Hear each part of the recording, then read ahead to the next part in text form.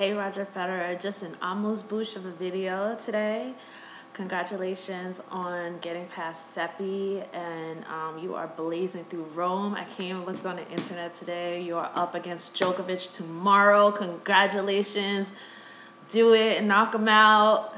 Let's get to the finals. Wow. Keep rolling along. And just tomorrow, I mean, my thing is that I would like to ask you that actually I was going to save to put in that management video I was talking about in my last video, but I'm going to ask the question now. Like, as you go into or prepare to get ready for this this match against Djokovic, which, you know, you've beaten him before, so it's all good, but a good question I think to ask you is, how are you letting Djokovic off the hook? Like, if you're playing, you know, if there's anywhere in your game while you're playing, you think that, you know, you are allowing things to be easier for him. Like, whether it's the way you hit a certain backhand, and or if it's something else that I can't think of right now, but I'll just say something else. And it's not to suggest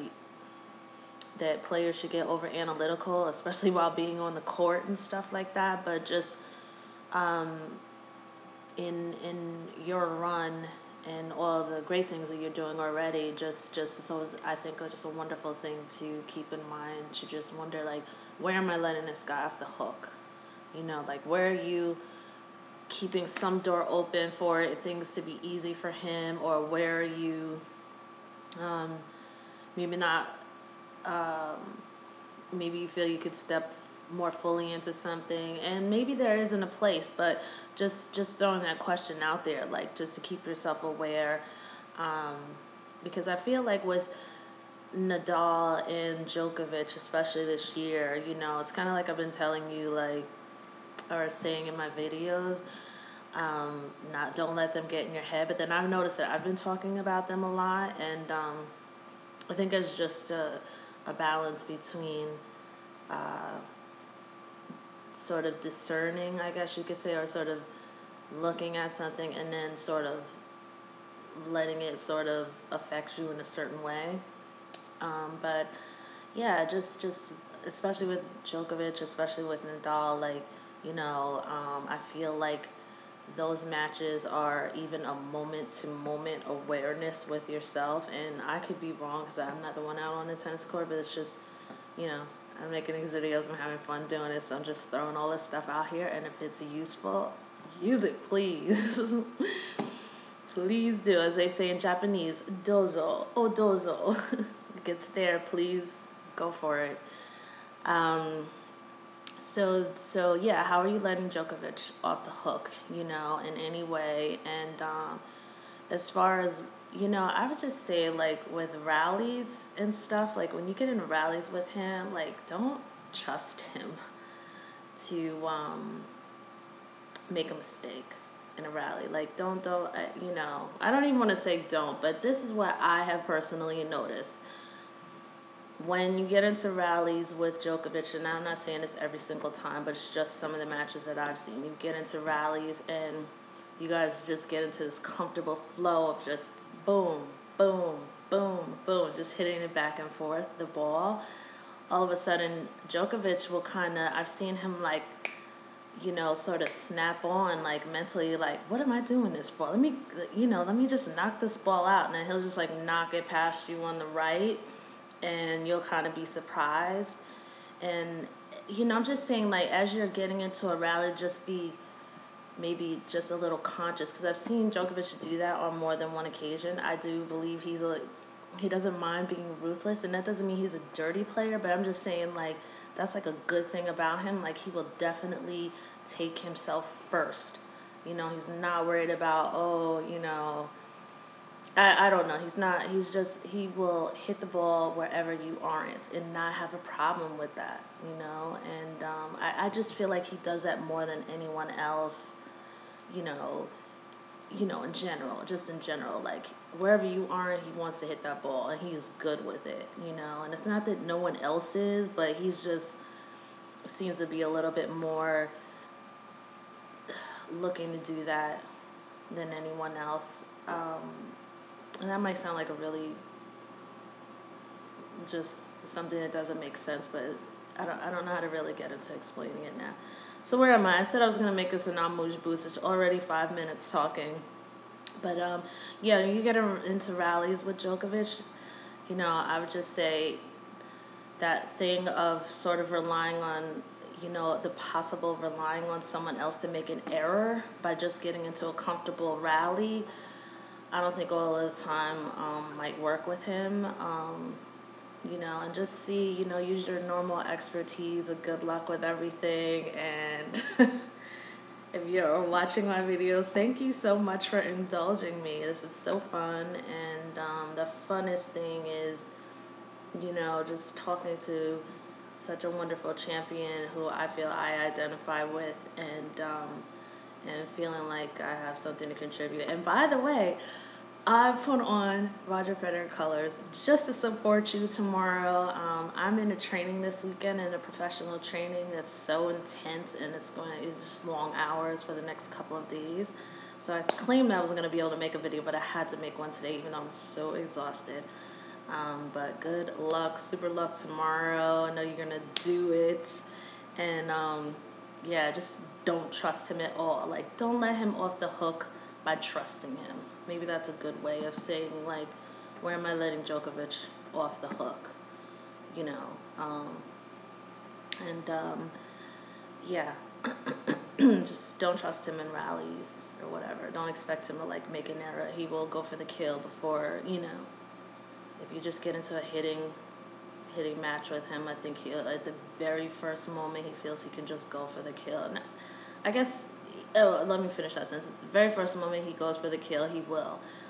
But I guess that's every player. But it just seems to be more prevalent with him. And I'll be happy to, like, post some links another time to the particular recent 2 times that I've seen him do that in matches with you, and in matches even with Rafa too, who tends to, like, sometimes want to get into just rallies of just hitting the ball back to Djokovic. And Djokovic, every time he has the best opportunity, he's going to take himself first, as he should, and just hit the ball wherever you aren't. It's not like he's going to just hit the ball back.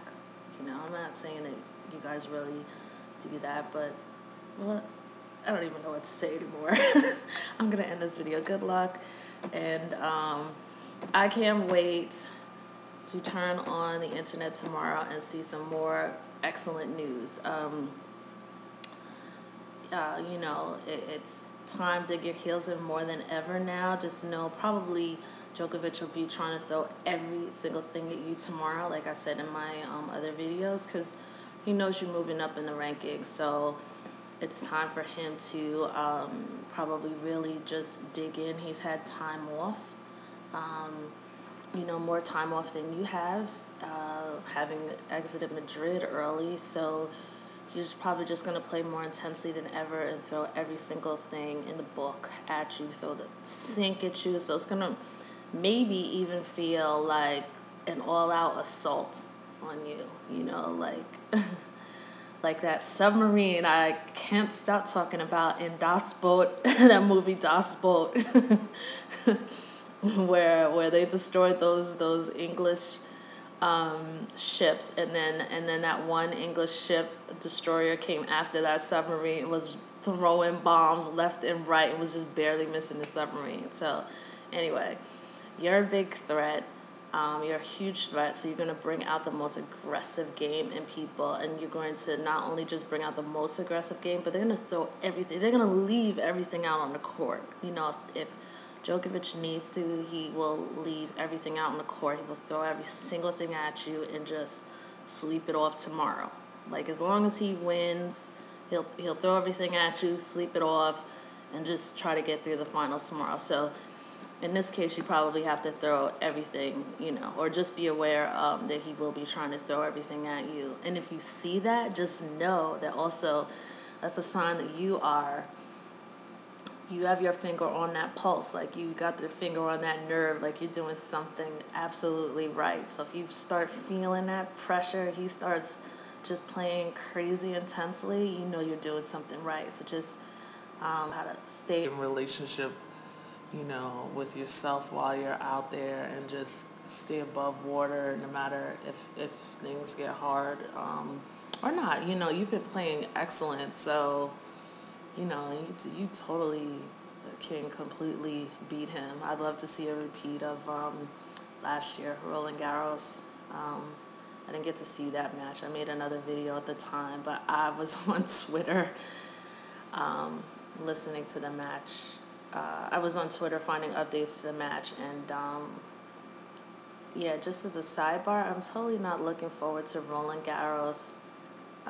If I was didn't have the internet, I would totally not be looking forward to Roland Garros, because I have to tell you, Roland Garros radio was really just in desperate need for improvement, and I think hopefully they'll improve it this year. They're excellent on Twitter. Roland Garros, shout out to you. But I mean, listening to the radio broadcast, you didn't know what was going on. No one was telling you anything.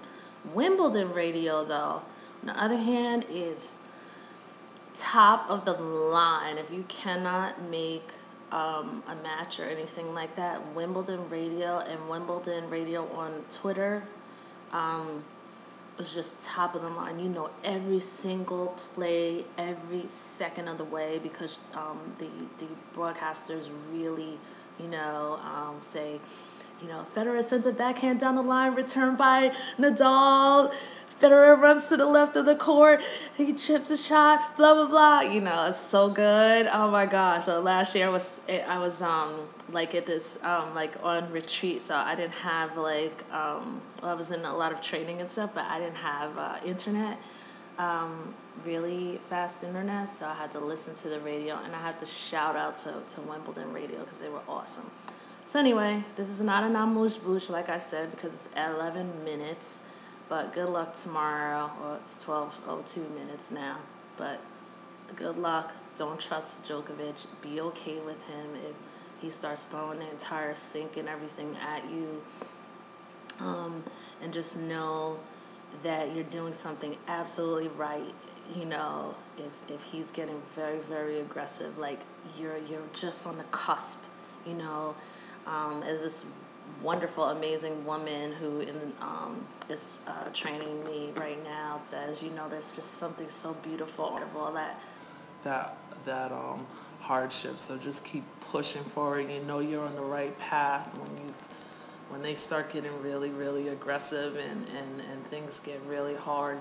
There's something really big, like just holding the line, staying through it, and winning. There's something all on the other side of all of that. So good luck once again, and fans are so proud of you.